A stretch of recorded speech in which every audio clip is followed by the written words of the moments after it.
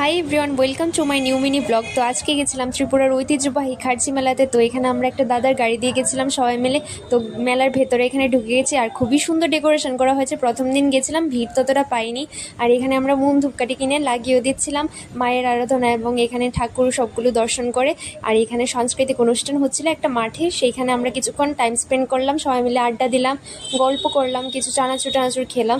দেন আমরা চলে এসেছি এখানে ডান্সিংয়ের ওইটাতে চড়ার জন্য। ওইটা পার পার্সন 100 রুপিস করে নিচ্ছিল, তোমরাও চড়তে পারো এখানে। তো আমি ফার্স্টে খুব এক্সাইটেড ছিলাম, বাট আমার পরে একটু শরীরটা খারাপ হয়ে গেছিলো, ভমিটিং ভাব হচ্ছিল। আমি 4বার চড়েছি, বাট এত হয়নি, আমারই ফার্স্ট টাইম হয়েছে, কিছু খাইনি বলে তাই হবে।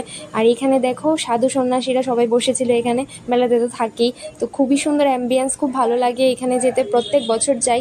আর আমি মার জন্য আর আমার একটা আন্টির জন্য আমি এই সিঁদুর কৌটোগুলো দেখছিলাম, বাট আমার খুব ভালো লেগেছিলো, কিনতে পারি না, একটাই আফসোস, কারণ কি আমার শরীর ভীষণই খারাপ লাগছিল লাস্টে।